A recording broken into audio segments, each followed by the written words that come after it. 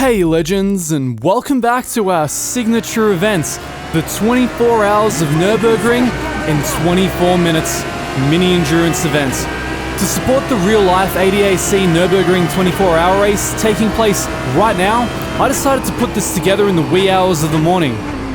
We of course begin with our signature dive on the inside. It's why I started near the midfield or the end of the field, make sure I couldn't actually overtake everybody on T1. Despite my best attempts. Pushing onto the Grand Prix circuit, things always get very exciting. So the race is starting at 3:30 PM, as I believe the real one did. AI getting a bit overzealous there on the exit. It's always, you know, the thing that I always say about sim racing is if you survive the first minute, you've survived the race. So we've yet to make it there. We're well on our way. So the AI tends to brake very early into the long hairpin for some reason. Us, of course, are doing our best impression of the torpedo. Bit of Fiat action. Luckily, nobody's worse off for it. So today we're racing in the Audi for this edition of the race. The reason for that is I've never really used it before for one of these. It's been the McLaren, it's been the Porsche. I love the Porsche. The Porsche's the sequential gear sound is synonymous to me with the 24 Hours of Nürburgring because I've watched so many of its onboards, not to mention the Cup car races. But the Audi is just as compelling. Very pivoty car, very honest handling, really likes to rotate. Revs super high, as you can see, well above, a little bit above 8,000 RPM. Oh, the AMG getting overzealous. Nah, he couldn't get it. So there's a bit of a pile up behind us there in the rear view. Track is of course nice and warm given that it's the afternoon. Things are of course going to get a lot worse for us come nighttime, which shouldn't be too long from now. So to those of you who haven't seen this type of race before, what I do is set it up as a 24-hour race with 60 times time compression, so every single in-game minute corresponds to an hour of real-life time.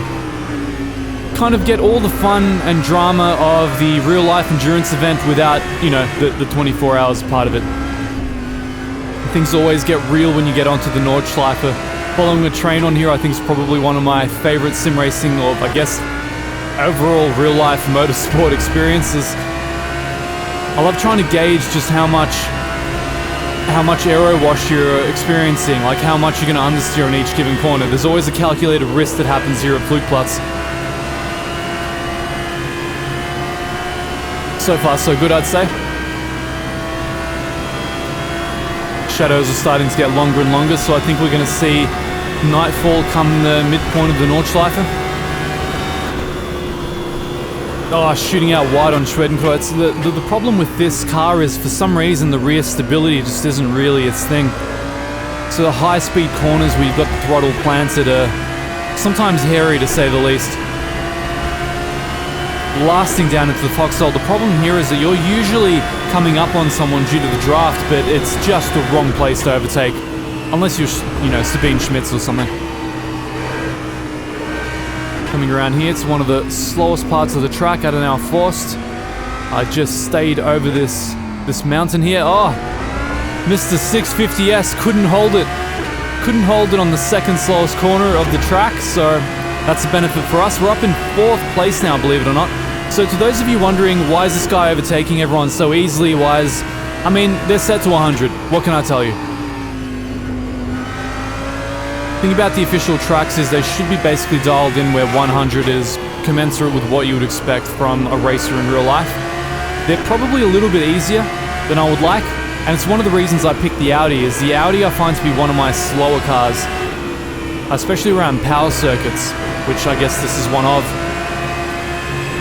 I thought that would add to the joy of the experience to try and surmount a bit of a trickier vehicle. It was obviously far easier with the McLaren 720S being, you know, at one point the most OP car in the game, and the easiest to drive, not to mention. The Porsche very much had its own thing. With the rear engine rotation, there are some corners it just takes in a way that no other car can. So, what we're actually demoing here with this version of the 24 Hours of Nürburgring is the new GT3 balanced performance update to R-Factor, which I'm really enjoying. It's brought the cars more or less up to spec with the GTEs in terms of overall quality. The materials obviously still need some work, the interiors, the cars still need to be modernized for the most part. I was hoping that they would get their reshade of the Nürburgring done in time for this race, but unfortunately it wasn't to be. So this is the, quote-unquote old or current version of the Nürburgring you're looking at. It should look notably better once the PBR shaded version comes out in what I hope is maybe a few weeks. Now, for those of you joining us for the first time, allow me to take a moment to recommend that you join us on the Discord server down below, our brand new Sim Racing Legends Discord server, for some great motorsport and sim racing discussion, or just off-topic, lurking, whatever you like to do. You can do it there, without judgment.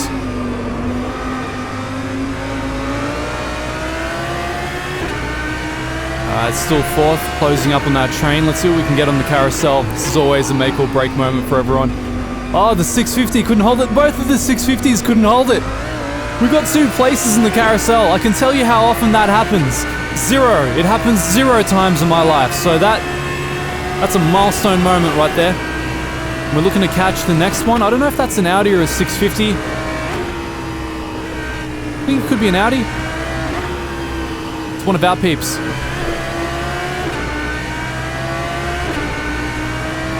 At least I can't complain about the balance of performance. If I can't catch this guy, I'm just a worse driver. Of course, nightfall creeping up on us very, very quickly. You basically get half a minute of dusk and dawn. Very nice. I love the grip on this track in this game. It's the one game that renders it so accurately to life. Oh, slowly catching him. We're freaking him out. He doesn't have it all together. He's not very strong under pressure. Makes you wonder how he was the pole sitter.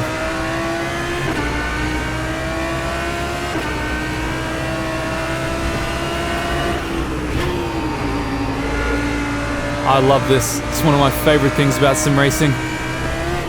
Back-to-back race at the Nordschleife, middle of the night, uncompromising, losing the rear of the car on the downhill S's. One of the most terrifying parts, to do what he just did, grab the inside curb. I think if that wasn't an AI, we would have seen the end of that guy's race. Man, his lines are worse than mine on a bad day. What's that all about?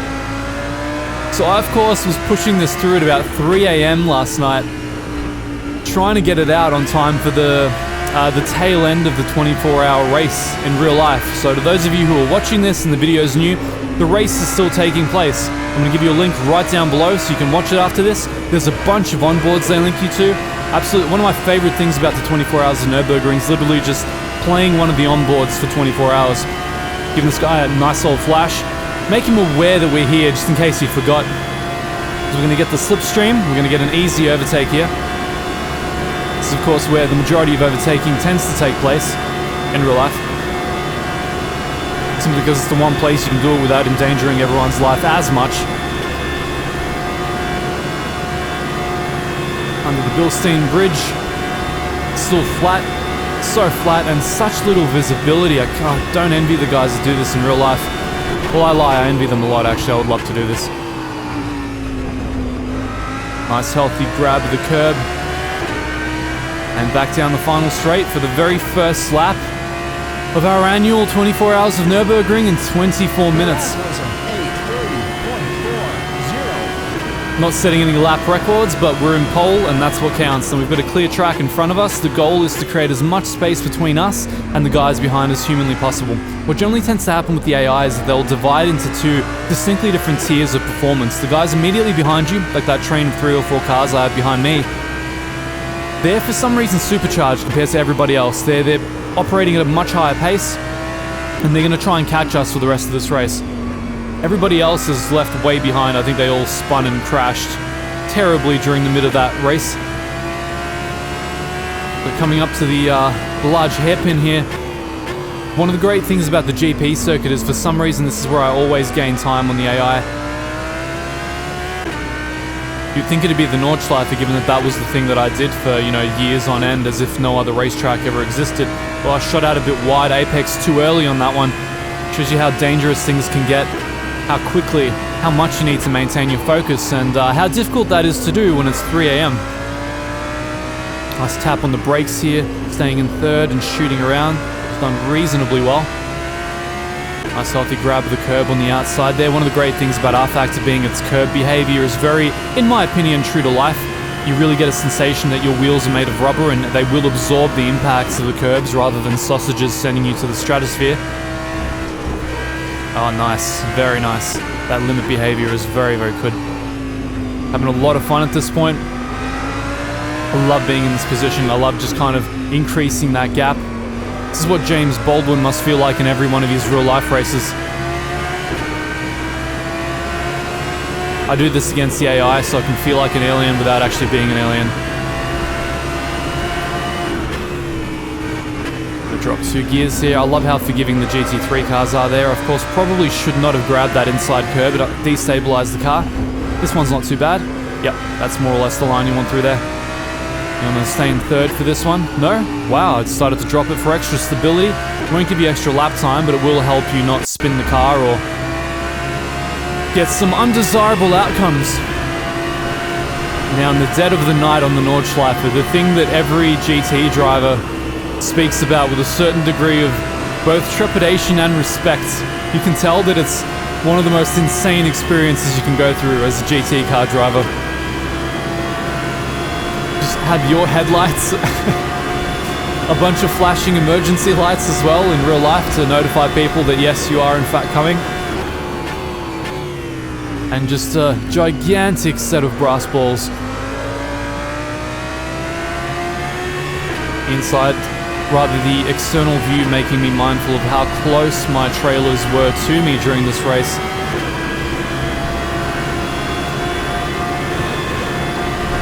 The key at this point is consistency. You're thinking to yourself, yeah, sure, I mean, my pace has to be somewhere around 820 in order to stay ahead of the AI. But at the same time, that doesn't really matter if I spin out.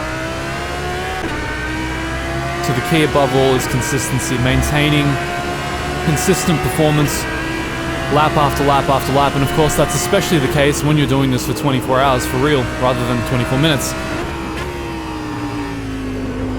The great thing about this is if you get a taste for the 24 hours of Nürburgring after watching this, you can literally jump straight to, what was it, the Team Phoenix or something to that effect? There's basically 2 Audi R8 onboard feeds, so you can get the real life version of this.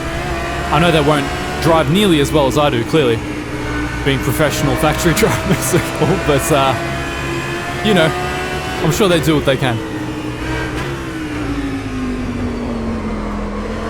Loving it. One of the great things about that being the slowest corner on the entire circuit is that ever since I got load cell brakes, I just started getting it. It just started to make sense. I used to lock the brakes there all the time. No longer, thanks to my Heusinkveld. You're watching this, Niels, endorse me. Endorse me. I want affiliate links, damn it. Alright, going flat out on the uphill power section of the Nordschleife. This is a very interesting part of the course where if you're in a low-powered vehicle, you tend to run out of gusto here. Luckily for us, the Audi is very short-geared. It's always in its torque band. We're going to get up to 6th in no time, and we can see the first embers of the sun coming up over the horizon. It's not going to take long. Like I said, dawn is not a... dusk, Erman, not dawn. Dusk is not a very long period of time when you've time accelerated by 60, so things are going to get very orange very soon. And again, the sun coming up over the forest always reminds me of me seeing this on the onboard cams. I used to just watch these, religiously leave them on for the entire 24 hours as I go about my day, and then I'd look over as the first rays of sun are breaking out. This is where I really would have loved to have had the PBR shader version. So if anyone from Studio 397 is watching, chop chop. Chop chop, guys, get on it. I know we have a full year before I get to do one of these again, but you know, I want my good shaders, damn it. Alright, so we're getting some actual usable light on the track now. The headlights aren't really doing what they used to do.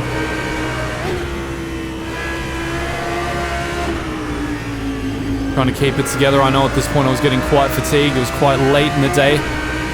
Trying to maintain my concentration while still increasing that gap to the guy behind. Again, reminding you that the Audi is not one of my most driven cars, so its handling character is not something I have completely basically synchronized to my muscle memory.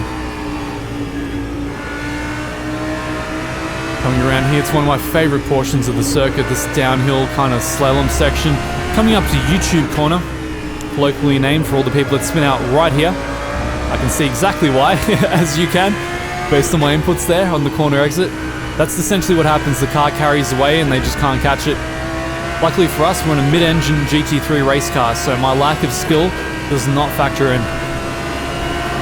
You're nice and airborne there, immediately on the brakes down to 4th. I love Sector 3 with the Nürburgring. It's just one of those things where in real life it would just separate the men from the boys. I mean, you're basically skiing here. You're basically doing a slalom skiing circuit at 260 kilometers per hour. Drop 2 gears, rely on that amazing mechanical and aerodynamic grip. And the mini carousel, the thing that's most prone to spit you out at the exit, get you spinning uncontrollably. Hold it pretty well there. You can see the guy behind us just isn't letting off. I wouldn't have it any other way. When the AI is set to 100, you want to make sure that they race you. And after all, this has to prepare me for real-life VLN, right? Because that's where this is all headed, naturally, right? Every sim racer likes to believe that they have a chance. With that fuel warning, which lets me know that I put the right fuel load in the car. I was expecting 3 laps of the circuit. So 24 minutes should elapse when we're about halfway through our 3rd lap. We're still coming through morning time, and the race should finish sometime in the late afternoon. You're getting those nice long shadows. Sometimes they cast shadows over our brake markers, which makes things very dynamic and interesting. It's one of the things I find the most tricky about these races is that your brake markers are constantly changing and being overlapped by the constantly changing shadows on every single lap. Will we get the break point right here, or will we shoot out wide on T1? Basically every GT racer's worst nightmare. No, we're doing pretty good. And luckily, due to R-Factor's tire model, that wasn't a horrible, uncontrollable spin. There are some, let's call them lesser sims out there, where taking that kind of a line would put the car into an uncontrollable spin. Very good. Oh, yep. I can tell that I'm starting to lose the soft compound tires a little bit now. They're still more than drivable, but I'm definitely losing my grip levels that I'm used to. Trying to slow it down a bit in the hairpin. Not too bad. I'm noticing that the rear end is a little bit more dancy now, as it tends to be on lap 3. I always wonder at this point, would mediums have been the saner choice? Guess we'll never know. Braking at the 100 board, down to 3rd, and grab a healthy amount of curb on the... Oh, man!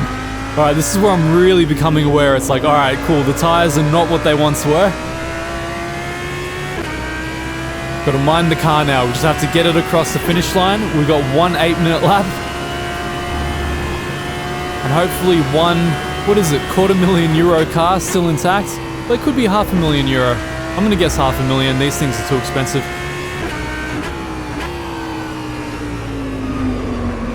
And of course, coming back to our home, away from home, the Nordschleife again for the 3rd time. I love the grip level change on the surface. It's almost like the bitumen is just better on the Nordschleife than it is on the GP circuit. There's just more grip. The car slides less. I don't know if that's due to the cambering, due to the surface texture. You can very distinctly notice that happening. I've got to really ease up on those inside curves. I'm driving this like it's a road car. Time remaining 5 minutes, the game letting us know. We of course have to finish the lap no matter what, even if the time elapses. It's not like I immediately get the first. You can still vaguely see the car trailing us up there, just has not let off, has not made any mistakes. Even though I've altered the config file for the AI to increase the incidence where they'll make mistakes to a point that should be a lot more realistic. Because there are a few things that are worse than watching an AI that just form a train and that's it for the entire race. You can see it on the external view, on that hyper zoom shot down the straight. They're coming for us. Not anywhere fast enough, but they're coming for us. I was fairly displeased with myself during this run. I was making all kinds of little minor mistakes, which may or may not come through to you. But I was definitely very, very happy to get across the finish line and call it a night and get to bed. As exhilarating and thrilling as this race is, I mean, the spoiler is that when this actually ended, I couldn't sleep for a couple hours, as you might expect. It takes a little bit of concentration to do the Nordschleife at this level for 3 straight laps. Luckily this time I decided not to talk while doing it. It actually helped quite a lot. You can see I can keep the car on the edge a lot more while not commentating the experience. So I'm grabbing way more inside curbs than I would otherwise like. It's not a habit you want to get into if you want to do real life VLN.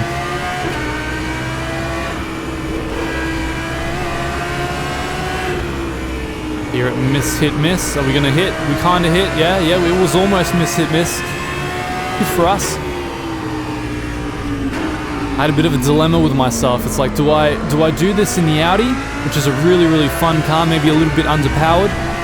Or do I do it in the brand new Bentley with the, you know, the PBR interior, the new model and everything, but I opted to do it in the Audi. I mean, it's a German race.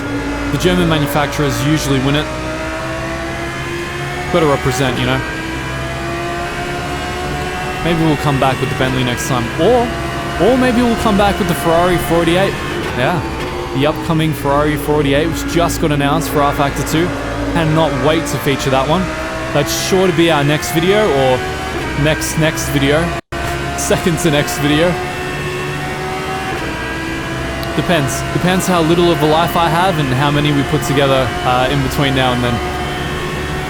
So again, a quick reminder, make sure to hit the sub and ring the bell if you're interested in more content like this. We cover a lot of sim racing related stuff on this channel. Maybe look back through, see if you enjoy some of our not at all sarcastic, entirely upfront reviews about sim racing royalties such as Project Cars 3.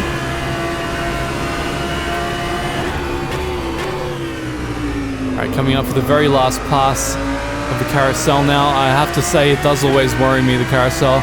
It's either a place you can kind of maintain pace, gain a bit of time, or basically lose your entire lap. The key is just not to fall out. Just do not fall out. Cool, we made it. We made it. I think this is the very first N24 in 24 where I haven't shot out of the carousel on at least one of the laps, so something's getting better. It may not be me. Maybe it's the car. Shout out to Studio 397 for giving us far more usable default setups. This is very close to the default that I'm using for this car, and it makes you quite competitive out of the box for once. One thing I do lament is the very loose rear slidey behavior of the cars. It does not feel lifelike to me in that sense. That's something they really have to work on in the physics model. These cars are just more planted in real life, and you can tell that whenever you watch one of the onboards. This game is remarkably close, don't get me wrong. It's tremendously close, but they just need to work on that limit behavior just a tiny bit more.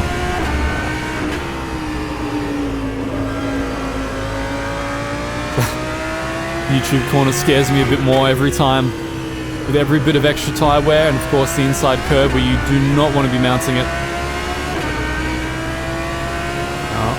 Crossing my fingers that I survived the downhill slalom here in Sector 3. Things get very violent here, very hard on the tyres.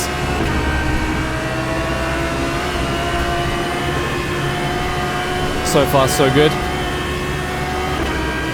I'm not feeling 100% in control of the car, I've got to say. Throughout this race I'd say I was about 90% confidence level with the car. And the game informs us the time remaining is done, so next one to cross the finish line is the race winner, so we just have to hold on to pole. Just have to hold on to it, make sure we don't get caught, don't do anything silly here on one of the final corners, don't shoot out wide.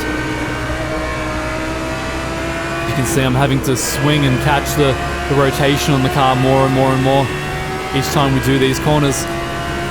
Just starting to lose the tyres on the rear. Hoping I don't run out of fuel load before I cross the finish line as well. You always wonder if you've calculated it correctly. Quickly checking behind us to make sure we're not going to get overtaken on the final straight. This is not a place where you want to give someone the slipstream behind you. That is a bad day. And the Bilstein Bridge again. Still flat out. Unbelievable that these cars maintain flat out until they straighten out past these S's here. And then, bam, hard on the brakes. Down to second gear, over the curb. Or touch the curb a little bit. I was very not confident in the car's behavior at this point. Under the BMW bridge. Gantry, whatever it is. For the checkered flag. So I believe this is the third iteration of our 24 hours of Nürburgring in 24 minutes. Thank you guys again for joining us. I hope you enjoyed watching it anywhere near as much as I enjoyed making it. It's always such a blast doing this, and if you are an R-Factor or any game that has the Nürburgring Nordschleife or the endurance layout of the Nürburgring, give this a shot for yourself. It's unbelievably fun. I can't imagine this wouldn't be fun on a Assetto Corsa or Gran Turismo, Forza, anything really. So again, thank you guys for joining us. Make sure to join us below on the official Discord server and let us know what you thought and what you're thinking about the ongoing 24-hour race of the Nürburgring. And of course, make sure to sub and ring the bell. And if you're interested in what I actually use to execute these godlike lap times, I am a Fanatec user and we have an affiliate link down below. So if you want to support this channel, ensure its continued existence, I'd be hugely appreciative if you use that. So until next time, we'll catch you guys later.